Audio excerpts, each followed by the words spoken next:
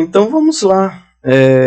Nesse vídeo de hoje eu queria falar um pouco a respeito de como que a pessoa pode ter acesso à legislação, né, de uma maneira bem atualizada.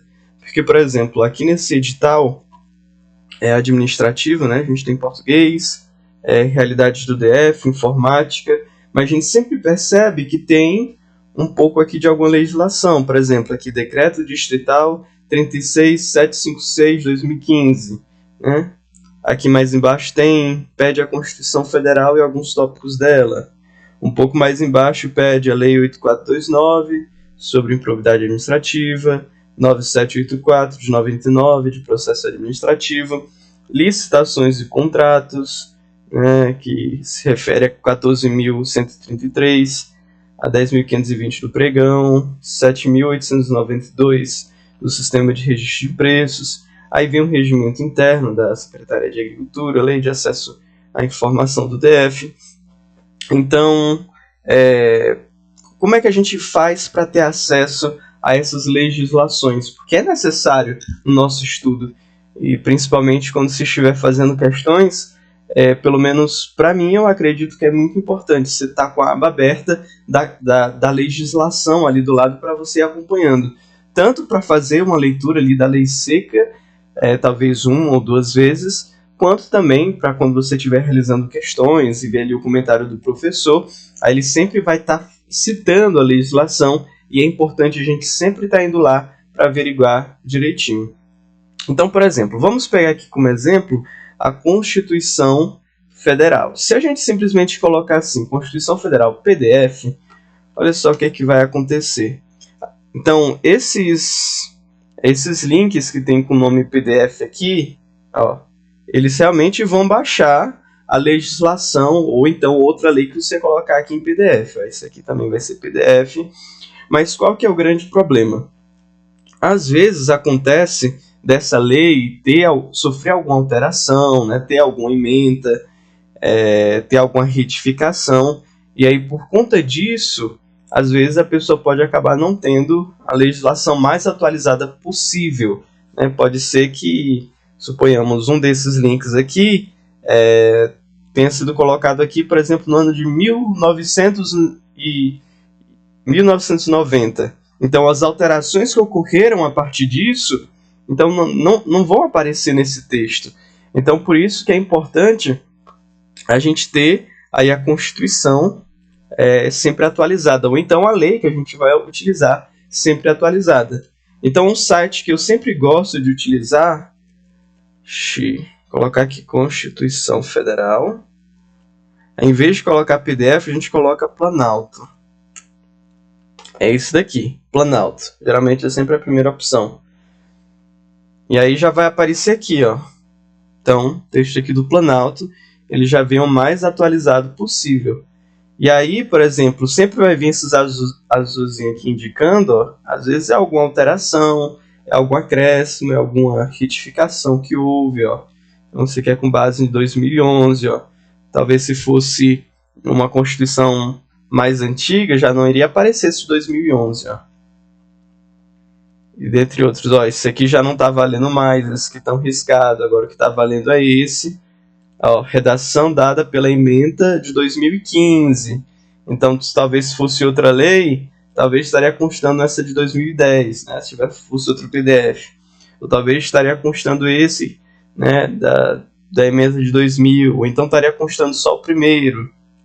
Então, aqui pelo Planalto, a gente sempre consegue um modo mais atualizado. E aí, o que a gente pode fazer? A gente pode copiar o texto dessa lei aqui para o Google Docs. Então, você pode colocar aí Google Docs, no Google, né? Aqui, Google Docs. E aí, vai vir aqui para você criar um documento em branco online. É como se fosse um Word, né, do pacote Office, mas aqui do Google. Ou então você pode abrir mesmo aí no seu Office, no seu Word, e colocar. Então, por exemplo, eu estou dando essas duas opções porque tem gente que o computador ele não é tão bom, e aí às vezes a pessoa prefere nem estar instalado, né? O Word, o Excel, o PowerPoint. Então, mas eu vou mostrar aqui das duas maneiras. Então, aqui no Google Docs, aí você faz o login, Aí vem aqui em branco. Pronto. E aí a gente pode simplesmente selecionar aqui a parte da lei que a gente quer. Eu vou colocar só até uma certa parte. Vamos supor aqui até só o artigo 17 que eu quero. A gente dá um Ctrl C e aí depois copia para cá. Aí dá um Ctrl V, né? Ou então, se esquecer, pode clicar com o botão direito e colocar em colar, que aí ele vai colar toda aquela seleção. Então seleciona, dá um Ctrl C de copiar, aperta Ctrl C junto e depois dá um Ctrl V para colar. Ou então clica com o botão direito e aí vai em colar. Então aqui a gente tem essa nossa legislação. Olha só. Só que aí às vezes a pessoa ela pode se incomodar um pouco com esse taxado aqui, esse risco por cima.